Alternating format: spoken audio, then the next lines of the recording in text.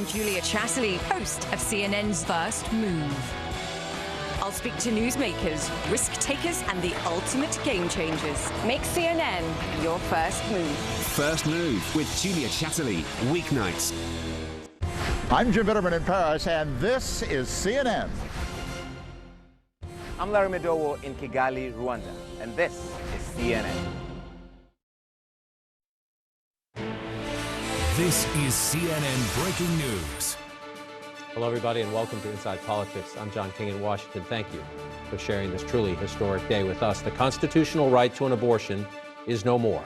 The Supreme Court this morning releasing a 6-3 decision that overturns Roe v. Wade and now leaves abortion rights as a question for each state to settle. The final ruling closely tracked that draft that leaked back in May. That heads up, if you will, by no means makes this day any less consequential. Justice Samuel Alito, writing for the majority, says Roe was egregiously wrong from the start, quote, on a collision course with the Constitution from the day it was decided. In a joint rebuttal, the court's three liberals wrote this: with sorrow for this court, but more for the many millions of American women who have today lost a fundamental constitutional protection, we dissent. The impact on women nationwide will be immediate. Nearly half of states have trigger laws or other plans in place to ban or place strict limits on abortion quickly. The Roe reversal was the goal, of course, of a decades-long conservative campaign to tilt the courts their way. The three Trump appointees to the high court, the culmination of that. Now, a new legal chapter unfolds state by state, as does a new political fight. We will hear from President Biden shortly. The House Speaker Nancy Pelosi vows to make abortion rights and the court the defining issue now in the midterm campaign. Let's kick off with the big legal decision and the ramifications. Our justice correspondent, Jessica Snyder, outside the court. Jess, tell us more. Well, John, the Supreme Court here issuing its most consequential decision in decades, holding that there is no longer a federal constitutional right to get an abortion, and now handing the issue to individual states that will decide abortion rights for millions of Americans and millions of American women. And this change will happen fast. There are about 26 states that are expected to ban abortion completely, either immediately or in the months ahead. There are about a dozen states that have so-called trigger laws that will ban abortion either immediately or within about the next 30 days. Then there are about a dozen states that have these so-called zombie laws. These are actually abortion bans that were in effect before Roe v. Wade in 1973 that will go back on the books now that Roe has been overturned.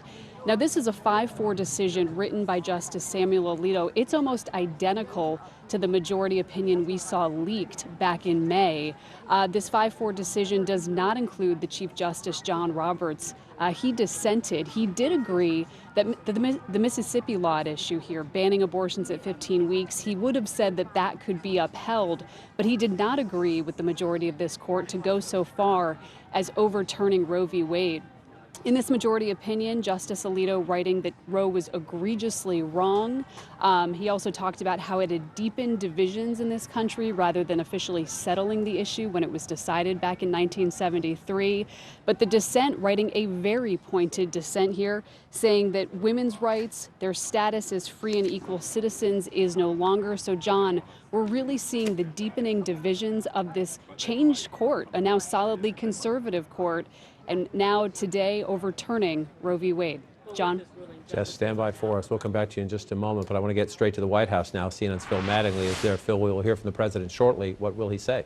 You know, White House officials have been resigned to this moment being a reality now for several months. The leaked draft really kind of put that into concrete and also helped escalate behind-the-scenes efforts to prepare for this moment. Whether or not the Justice Department will get involved, how regulatory agencies will work. The Vice President, Kamala Harris, playing a key role in several behind-the-scenes meetings with abortion rights groups, trying to plan for what happens next. And that will be a component of the president's remarks. These are remarks he's been working on for several days, according to advisors, in preparation for this moment. But I also think, John, it's the history of this moment that you will hear the president acknowledge. Nearly 50 years of precedent, really an earthquake on an issue that is as complex for the president as it is for the broader American public, an issue he's evolved on over the course of his 40-year-plus career, an issue that obviously is complicated from a faith perspective for him, but also an issue that he rarely wanted to address directly over the course of his career. Since he's been president almost never mentions the issue of abortion at all. That shifted a little bit after that leaked draft. The president coming out very forcefully, something I expect you will also see today in those remarks, John. Phil Manning at the White House. And again, we'll hear from the president a bit later in this hour. Phil, thank you. Let's get some more insights now. Bring in our CNN legal analyst, Supreme Court biographer Joan Biskupic, the former federal prosecutor, CNN legal analyst Elliot Williams, and Steve Vladeck, professor of law and CNN legal analyst. Joan, I want to start with you. We throw around terms like historic, big deal too often, perhaps. But this is 50 years of American constitutional law wiped away. You know, John, you cannot overstate this. We all had a glimpse of it when that first draft was leaked. But even with that, I think everything was so startling. 50 years of interpreting the Constitution rolled back. Privacy rights, the consequences of this, not just for abortion rights, but for other kind of family, women's rights, reverberations nationwide. The dissenters said, this court is not done yet. And that's the point I really want to make about this court. The 5 justices in the majority, 3 appointees of Donald Trump, Samuel Alito, and Clarence Thomas also took such a different approach to constitutional privacy rights, highlighting fetal life. In fact, referring at one point to an unborn human being, which is the way Mississippi described its ban on abortion, to protect the unborn human being. It's such a different look at the Constitution than what America is used to. And finally, I'll just mention that we've had so many other justices, conservative justices, Republican-appointed justices, who said, we might not have liked Roe in 1973, but it's important to uphold it because it's become so much a part of America. The justices did that in 1989, most famously in 1992.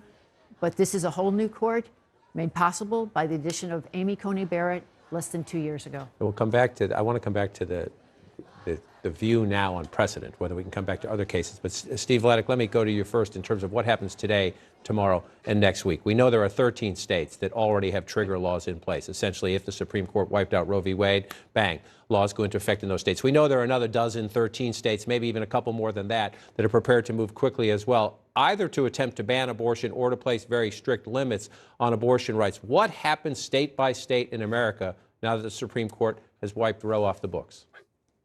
Yeah, John, it means we're going to have 2 Americas. We're going to have one America where abortion is still available, at least to some point within a pregnancy, and one America where it's not. And I think the next battleground, the next frontier, is going to be efforts by states, my state of Texas, to actually even limit out-of-state travel by people who live in that state to obtain abortions. You know, one of the fascinating threads in today's opinions, Justice Brett Kavanaugh wrote a concurring opinion, basically holding out this idea that it'll be up to the states, that you still have the specter of people choosing states. First of all, of course, that does nothing for folks who don't have the means to travel. Second, it ignores the possibility that states are going to try to reach across their own borders. And third, we've already heard from Vice President Pence about support for a federal abortion ban, at which point, as the dissent points out, it won't be about traveling to New York or California for an abortion. It'll be about traveling to Toronto. So even before we get to other rights, the impact for abortion is going to be overnight to create 2 different Americas and perhaps even one national rule where abortion is going to be all but impossible to attain if we see this move toward a federal ban take hold. So, Elliot, I want to read a little bit from Justice Samuel Alito. He says, we hold that Roe and Casey, which was the 1992 decision, must be overruled. The Constitution makes no reference to abortion, and no such right is implicitly protected by any constitutional provision, including the one on which the defenders of Roe and Casey now chiefly rely, due process clause of the 14th Amendment. Justice Alito saying it's not in the original text, therefore it does not exist. That has implications not just for abortion rights. Right.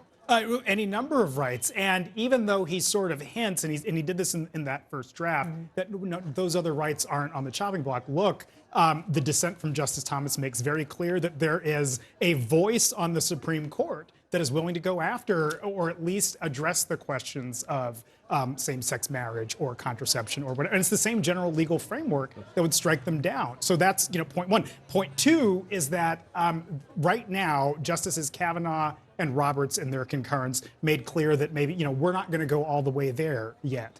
Well, that means that we're one justice away if one of them were to leave the court or change their mind or whatever else from those questions coming up. So I think, there isn't any more clarity today than there was yesterday, and we're sort of entering the legal Wild West here on any number of questions, and not just privacy. You say the legal Wild West. I want to bring Jess Snyder back into the conversation because Joan teed up this point that if it's okay to wipe out this precedent, what about other precedents? And Jess, in the writings on this and the consents and concurring opinions, Clarence Thomas gets very plain, speaks very plain language about this, right? Yeah, and what's interesting, John, is this opinion is 5-4, but we're essentially seeing a three-way split here as to how this Roe opinion could affect other rights that many Americans in this country take for granted, like the right to conception or the right to same-sex marriage, which was established by this court. So what we saw from Justice Alito is him assuring the public that this does not go beyond Roe. This is what Alito wrote. To ensure that our decision is not misunderstood or mischaracterized, we emphasize that our decision concerns the constitutional right to abortion and no other right. Nothing in this opinion should be understood to cast doubt in precedents that do not concern abortion. And Justice Brett Kavanaugh also reiterated that in his concurrence. However, you noted that Justice Clarence Thomas actually was quite blunt about what he wants. And here's the quote from him. In future cases, we should reconsider all of this court's substantive due process precedents, including Griswold, Lawrence, and Obergefell. Griswold, contraception, Lawrence saying that the state cannot criminally punish sodomy, and Obergefell, the right to same-sex marriage. So, John, we're seeing this conflict between the conservatives, Justice Thomas wanting to go much farther than maybe some of the others. So, Steve Vladeck, if I wanted to challenge same-sex marriage, if I wanted to challenge the right to contraception, I'm either in court today or tomorrow, right? Thinking this court might give me, in a year or two, I'm before the Supreme Court? So, John, I mean, obviously there's one step before that, which is we would need to see states, presumably red states, adopting laws that go after these precedents. But that's not a hypothetical. I mean, we know there are legislators in Mississippi and Idaho, for example, who want to introduce legislation to restrict abortion.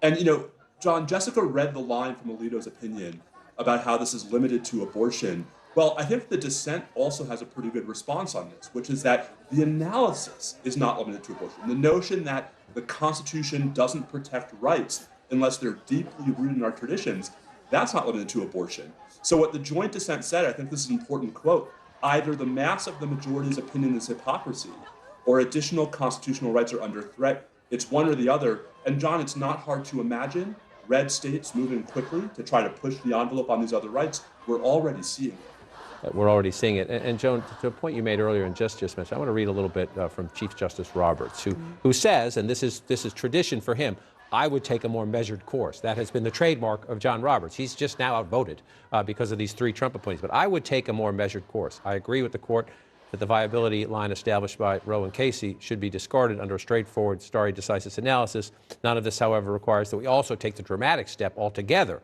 of eliminating the abortion right first recognized in Roe. So we're going to have a conversation throughout the program later about the politics of this. But is it fair to say that more than anybody else, this is Mitch McConnell's day? Because if Merrick Garland was on the Supreme Court, if Mitch McConnell had not blocked the Obama nomination of Merrick Garland, you would not have 6-3. You would, Roberts may have said Mississippi law is okay with me, 15 weeks, but not wiping out Roe v. Wade. Mitch McConnell blocked Merrick Garland, and he sped up Amy Coney Barrett. That is what's so consequential here. And Chief Justice John Roberts, who for so long has been at the height of his power, controlling things, he just doesn't have it. And the 5 justices on the far left who controlled this, 3 of them are in their 50s. These are the people who will be controlling your Supreme Court. John Roberts, in that concurrence, he concurred because he wanted the Mississippi law to be upheld, but he didn't want Roe to be overturned, used that word measured. And he is so concerned about this court lurching to the right. The court informally bears his name, but this is a whole new court, and it really is not the John Roberts court, precisely for that reason. And Clarence Thomas, I just want to reinforce what Jess and Steve were getting at. Clarence Thomas had like this battle cry of, yes, go after those other rights. They are not deeply rooted. The right to contraception is not deeply rooted. They should be challenged. It's just, and to be clear, this is not just about 3 justices on the Supreme Court. The final 2 years of President Obama's term, no or almost no appellate judges were confirmed, very few trial court judges. It was a systematic push by Mitch McConnell and President Trump that they did quite successfully at shifting all the federal courts in the country to the right. So it's not, so yes, there were 3 very consequential Supreme Court justices and frankly a very consequential presidency, but the focus on the courts, this, like you said, John, this is Mitch McConnell's day, and the legal questions now, like in vitro fertilization and any other number of ones, are open. Any other number of ones. We'll continue that conversation throughout the hour, including next the political fallout. Conservatives are joyful. Angry progressives say the November elections will prove they are on the right side of the abortion fight.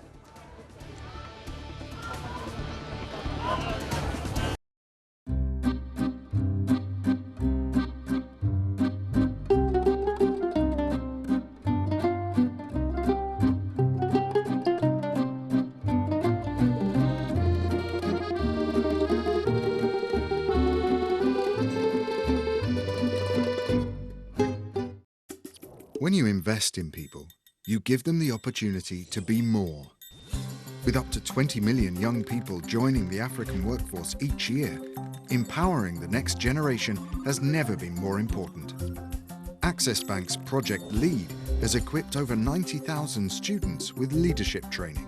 And our Pitchathon scheme invests in female entrepreneurs, helping them realize their vision. Access. More than banking. What do you see when you look at the surface? Just that, the surface. But dive deeper and new possibilities emerge. Essential intelligence from S&P Global takes you here, providing the data, risk assessment, and workflow solutions you need to plumb the wonders beneath. A better, more prosperous future awaits. It's yours for the seeking. S&P Global. Seek and prosper. I'm Dr. Sanjay Gupta in New York, and this is CNN.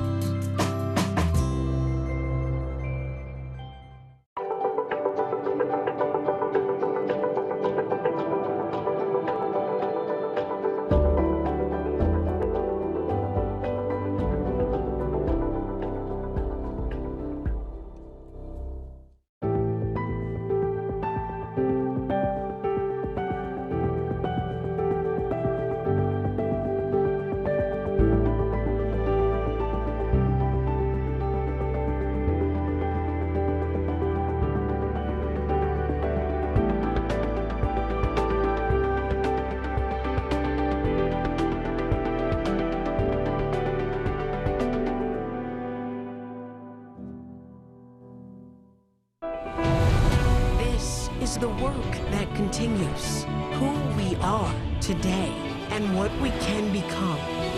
This is journalism that reflects the world we live in.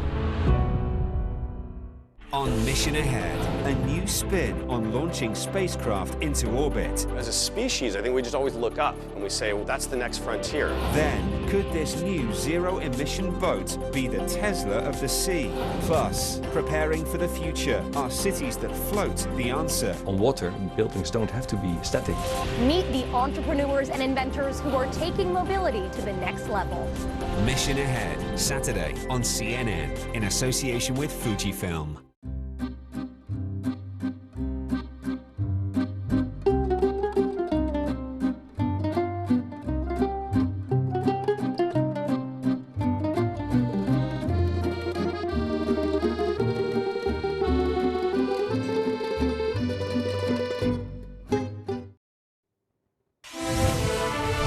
Live look there you see outside the Supreme Court.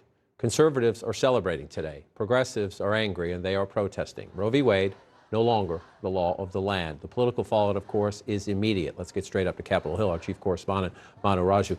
Manu, this is a day many conservatives have waited and waited for, and a day we saw from the House Speaker especially that makes progressives angry and sad. Yeah, they do. And they are demanding, saying this will be on the ballot come November. I do want to point out some news about a key vote who helped confirm Brett Kavanaugh to the Supreme Court, Susan Collins. She was one of the decisive votes here, and she just put out a statement, John, in which she said that the decisions is inconsistent with what Justices Gorsuch and Kavanaugh said in their testimony and in their meetings with me. She goes on to say she's very disappointed by this ruling. Joe Manchin, also a key vote to confirm Brett Kavanaugh, said similar, inconsistent with what Kavanaugh and Gorsuch had said to them privately about allowing this precedent to be upheld. Now, nevertheless, Democrats are vowing to make this an issue come November, including the House Speaker, who had some strong words in the aftermath of the ruling. What this means to women is such an insult. It's a slap in the face to women about using their own judgment to make their own decisions about their reproductive freedom. Reproductive freedom is on the ballot in November. We cannot allow them to take charge so that they can institute their goal, which is to criminalize reproductive freedom. Now, Republicans have a starkly different view. They're, of course, praising this ruling, something they have pushed for some time. But a number of them are downplaying what they believe the impact will be come November. They say ultimately this will be an election that will turn on key issues like the economy and inflation. And the draft Supreme Court opinion that leaked months ago, they argue, has not really changed the dynamic that shows the Republicans are heavily favored come November. So while Republicans are hailing the ruling, they're also downplaying the impact. Of course, Democrats, as you heard from the speaker there, having a much different calculation, planning to run on this very aggressively come November and hoping that changes the dynamic as they run into the midterms.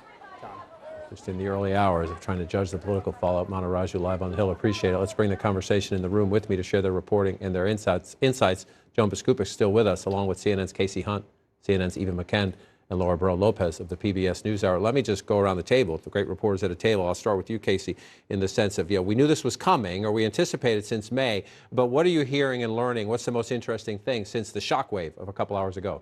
Well, a couple things, John. I mean, first of all, I don't think we really have a good sense yet of how this is going to impact the midterm elections. We just simply don't have enough information yet. But one thing I do think we need to pay close attention to, and you've been talking about it already, is the places where the laws that are going to go on the books are more extreme than vast majorities of the country. Right. So we've seen in the past that, yes, abortion is obviously an emotional and hugely divisive issue. People on either side of it have extraordinarily strong feelings. But when you start asking questions about should a young girl who was raped, perhaps by her father, be allowed to have an abortion, people start to answer those questions differently. And a number of these laws that are going to be on the books are going to do away with some of those exceptions. So that's one area.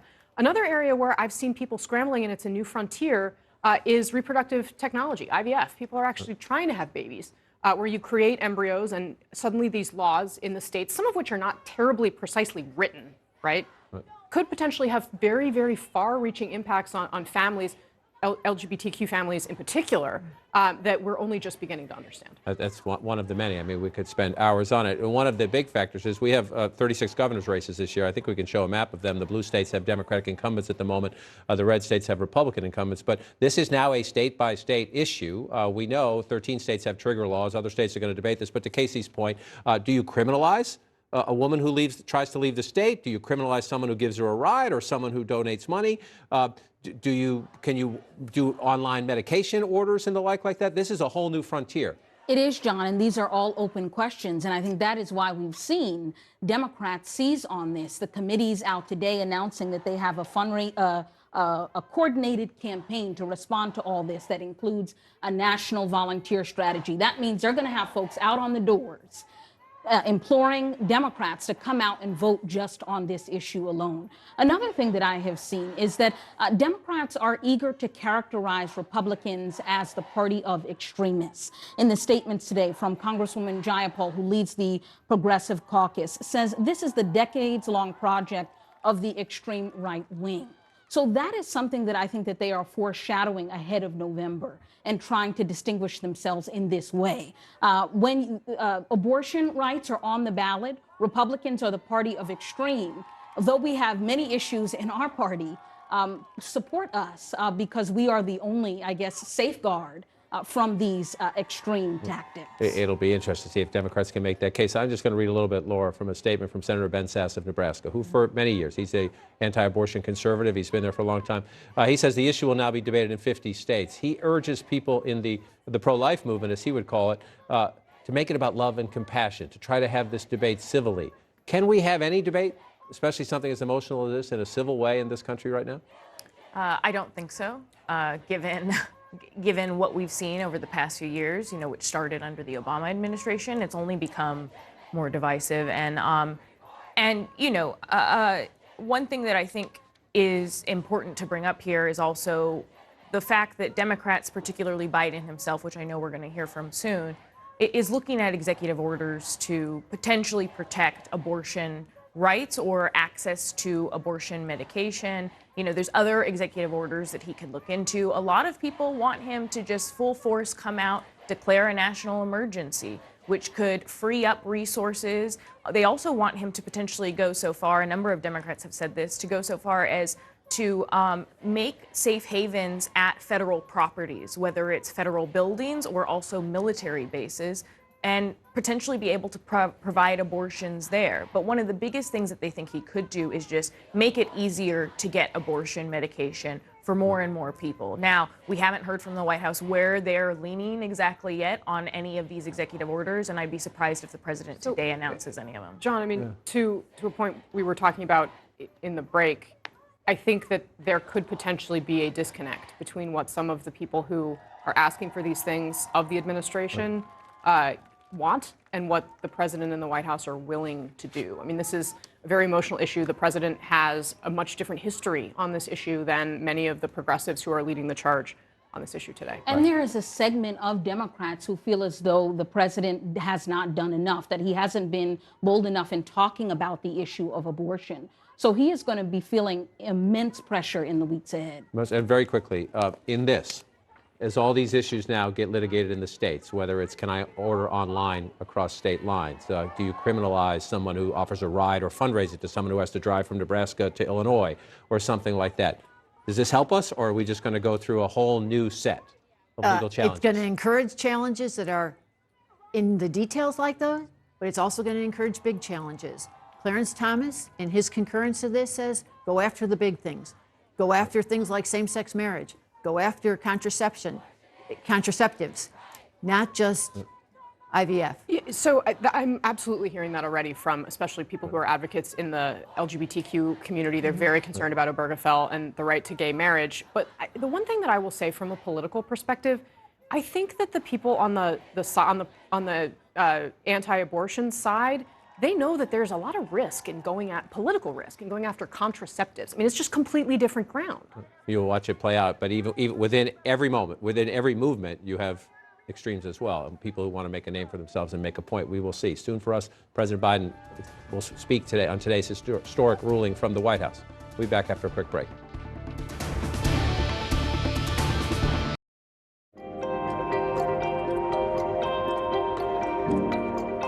Going green in association with Kirloskar. Limitless. Every week, we consume over 5 grams of plastic. I've just found a mere way to try and remove these from the environment and try and remove them from the environment such that we have less of them entering our food system and entering the environment in the first place. My name is Fionn Ferreira. I am 21 years old, and I am a student of chemistry at the University of Groningen in the Netherlands. Now, more than ever, young people are in a place of power. We're seeing more and more young scientists getting taken seriously, their grassroots idea being scaled. And we're also seeing just more and more young people who are passionate about this problem. We, however, have to remember that while only 25% of the global population is youth, they are 100% of the global future.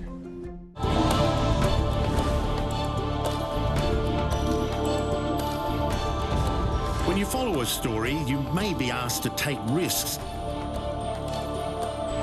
and sometimes go down a path that's not marked.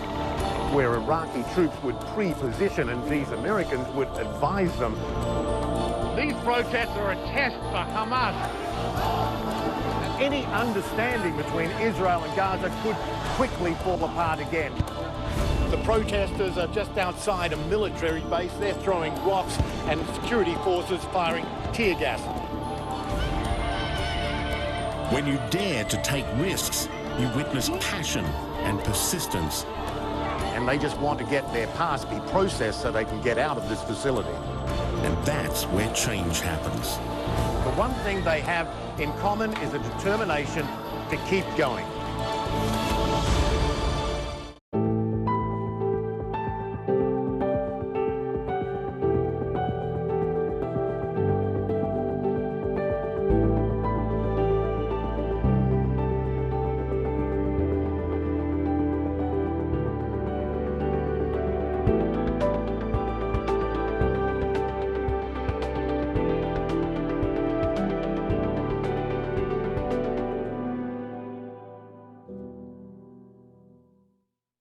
I'm Jim Bitterman in Paris, and this is CNN.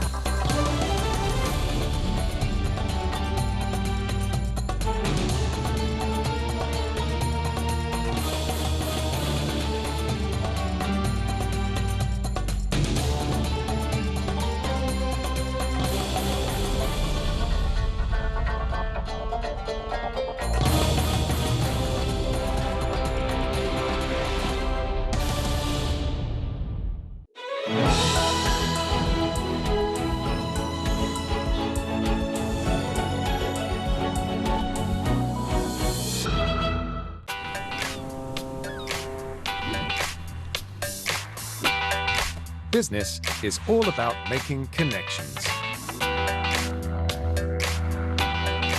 But some connections are easier to make than others. With a CNN partner hotel, the world is always at your fingertips. CNN partner hotels, connected to your world.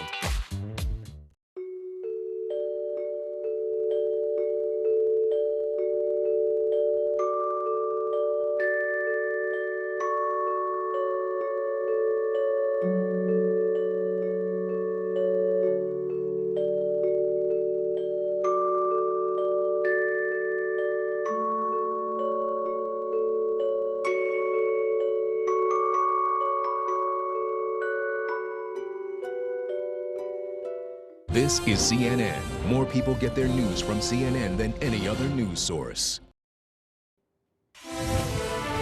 Any moment now, you see the scene at the White House. We will hear from the President of the United States, his reaction and disappointment with the Supreme Court ruling today that ends the federal right to an abortion.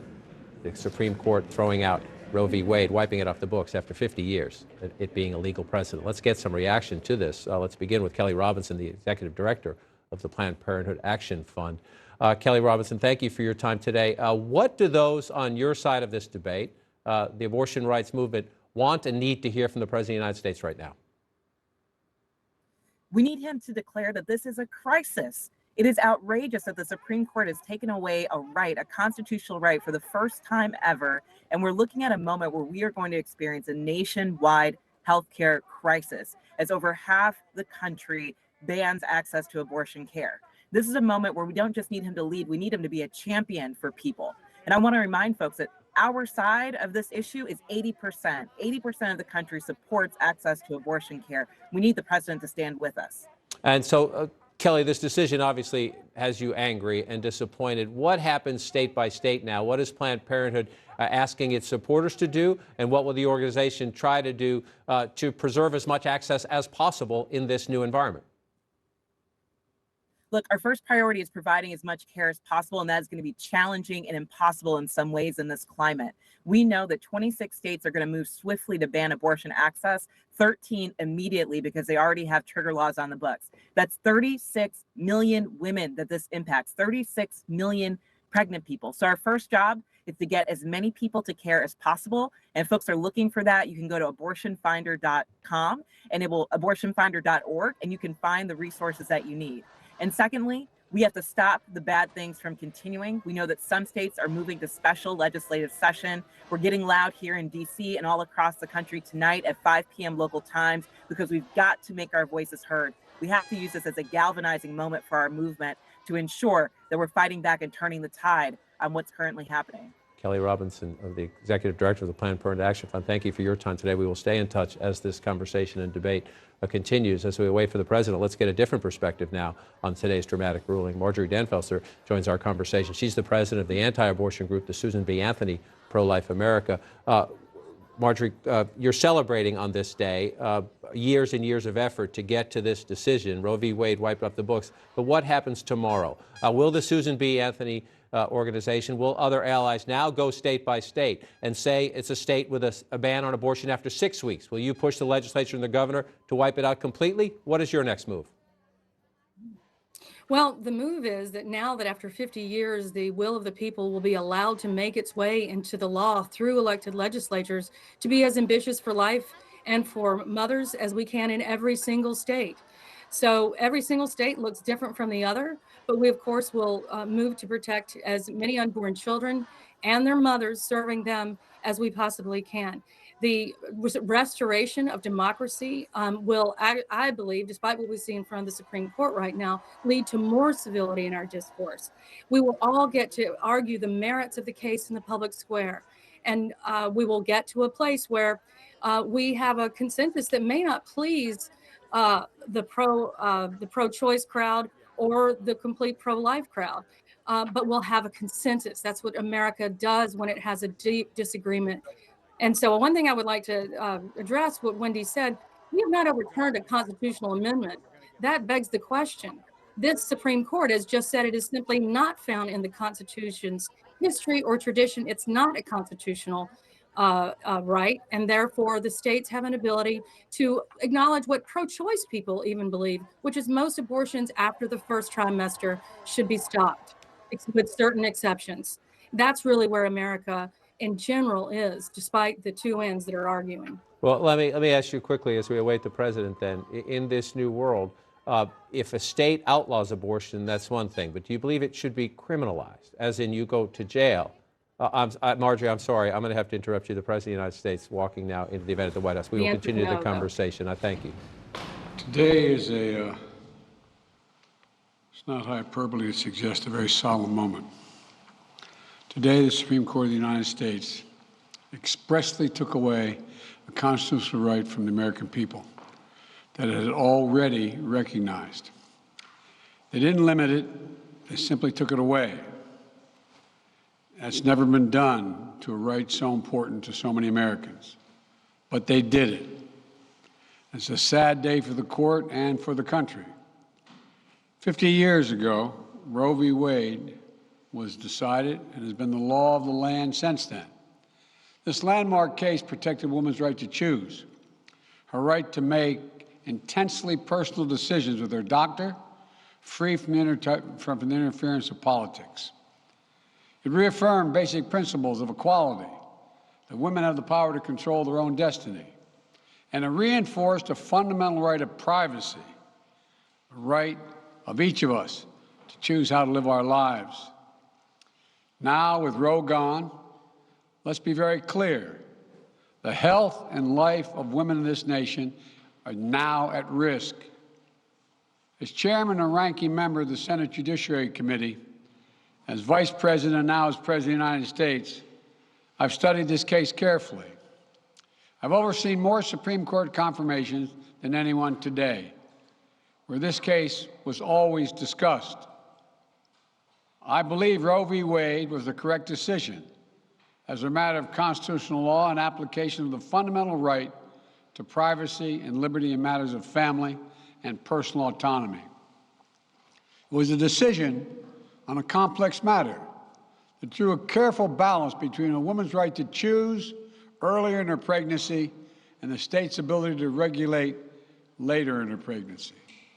A decision with broad national consensus that most Americans of faith and backgrounds found acceptable, and that have been the law of the land for most of the lifetime of Americans today. And it was a constitutional principle upheld by justices appointed by Democrat and Republican presidents alike.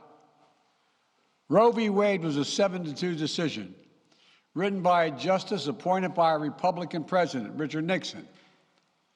In the 5 decades that followed Roe v. Wade, justices appointed by Republican presidents from Eisenhower, Nixon, and Reagan, George W. Bush, were among the justices who voted to uphold the principles set forth in Roe v. Wade. It was 3 justices named by one president, Donald Trump, who were the core of today's decision to upend the scales of justice and eliminate a fundamental right for women in this country. Make no mistake, this decision is a culmination of a deliberate effort over decades to upset the balance of our law. It's a realization of an extreme ideology and a tragic error by the Supreme Court, in my view. The court has done what it has never done before, expressly take away a constitutional right that is so fundamental to so many Americans that had already been recognized. The court's decision to do so will have real and immediate consequences. State laws banning abortion are automatically taking effect today, jeopardizing the health of millions of women, some without exceptions. So extreme that women could be punished for protecting their health. So extreme that women and girls were forced to bear their rapist's child. With the child, a consequence. It just stuns me.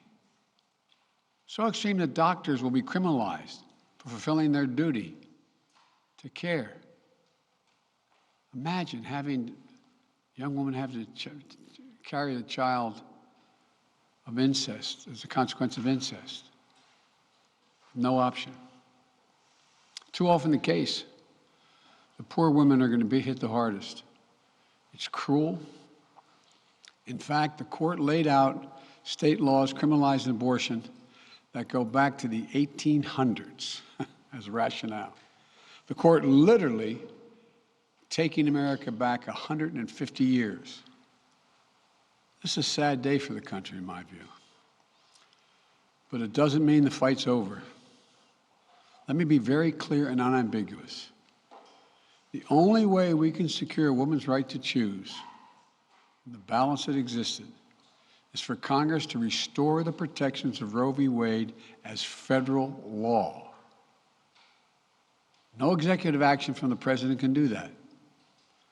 And if Congress, as it appears, lacks the votes to do that now, voters need to make their voices heard.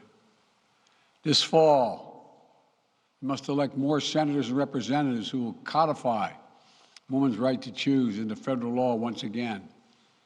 Elect more state leaders to protect this right at the local level.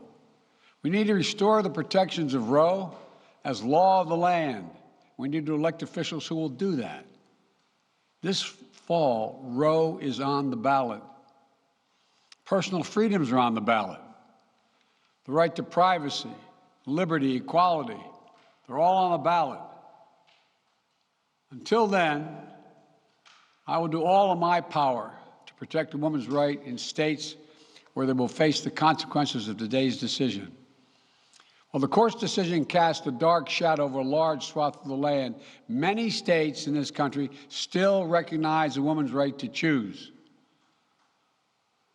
So, If a woman lives in a state that restricts abortion, the Supreme Court's decision does not prevent her from traveling from her home state to the state that allows it. It does not prevent a doctor in that state from treating her. As the Attorney General has made clear, women must remain free to travel safely to another state to seek care they need. My administration will defend that bedrock right. If any state or local official, high or low, tries to interfere with a woman's exercising her basic right to travel, I will do everything in my power to fight that deeply un-American attack. My administration will also protect a woman's access to medications that are approved by the Food and Drug Administration, the FDA, like contraception, which is essential for preventative health care, mifepristone, which the FDA approved 20 years ago to safely end early pregnancies and is commonly used to treat miscarriages. Some states are saying that they'll try to ban or severely restrict access to these medications. But extremist governors and state legislators are looking to block the mail or search a person's medicine cabinet or control a woman's actions by tracking data on her apps she uses are wrong and extreme and out of touch with the majority of Americans. The American Medical Association, the American College of Obstetricians and Gynecologists wrote to me and Vice President Harris stressing that these laws are not based on evidence and asking us to act to protect access to care. They say by limiting access to these medicines, maternal mortality will climb in America. That's what they say. Today, I'm directing the Department of Health and Human Services to take steps to ensure these critical medications are available to the fullest extent possible. And the politicians cannot interfere in the decisions that should be made between a woman and her doctor. And my administration will remain vigilant as the implications of this decision play out. I've warned about how this decision risks the broader right to privacy for everyone. That's because Roe recognized the fundamental right to privacy that has served as a basis for so many more rights that we've come to take for granted, that are ingrained in the fabric of this country. The right to make the best decisions for your health. The right to use birth control, a married couple in the privacy of their bedroom, for God's sake. The right to marry the person you love. Now, Justice Thomas said as much today. He explicitly called to reconsider the right of marriage equality, the right of couples to make their choices on contraception. This extreme and dangerous path the court is now taking us on. Let me close with 2 points. First, I call on everyone, no matter how deeply they care about this decision, to keep all protests peaceful. Peaceful, peaceful, peaceful. No intimidation.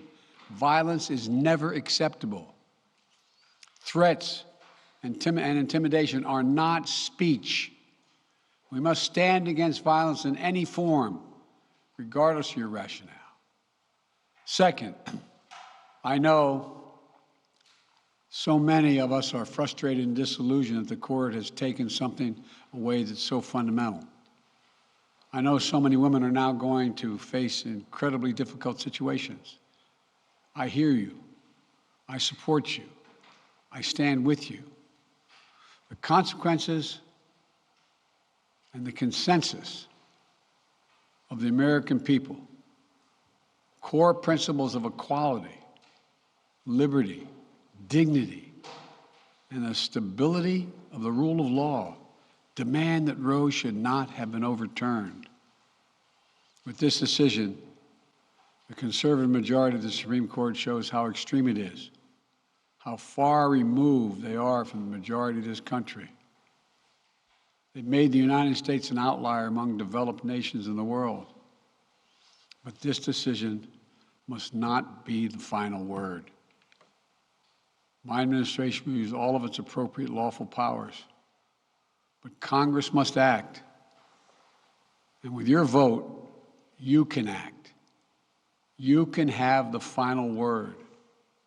This is not over. Thank you very much. More to say this in weeks to come. Thank you.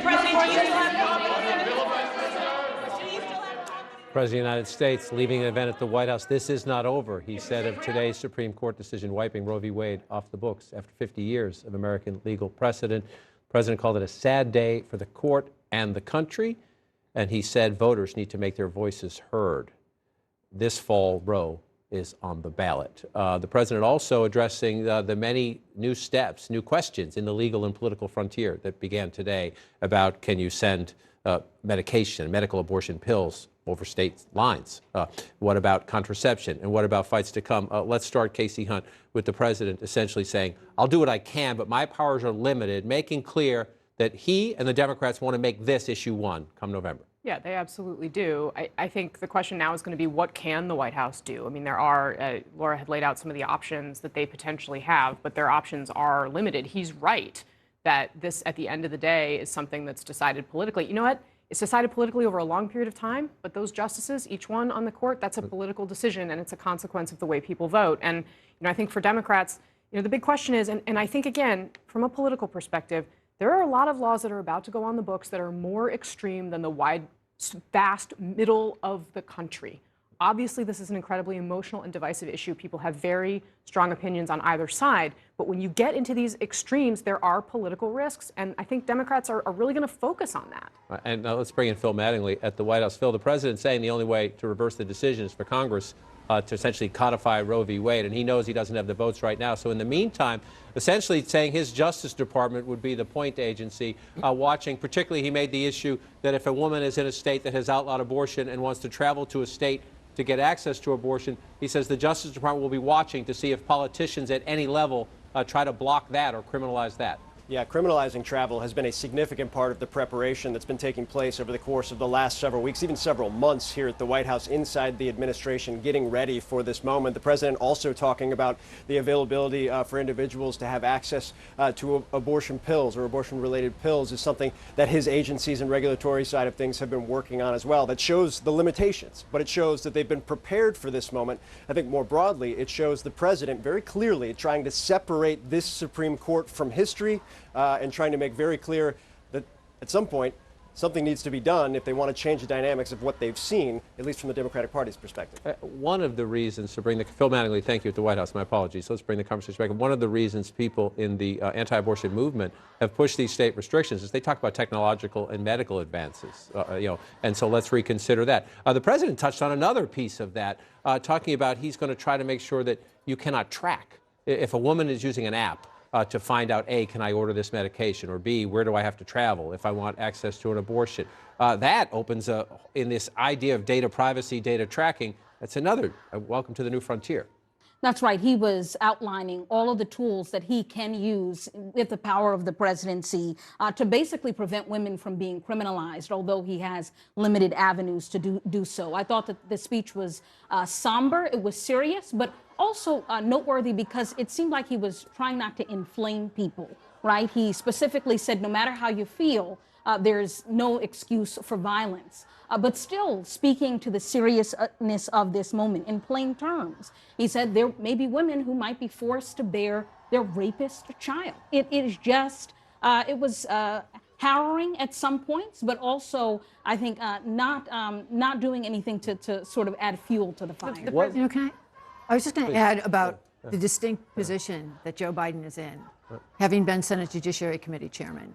He voted on so many members of the Supreme Court, and he talked about the dangerous path that the court is on now. And I think that's exactly right. It's such a different court, and he's a person kind of alerting people to what could come next. And it's such a different moment for the country, too, in just how polarized we are on so many other issues, right? I mean, this for the longest time was the culture war issue.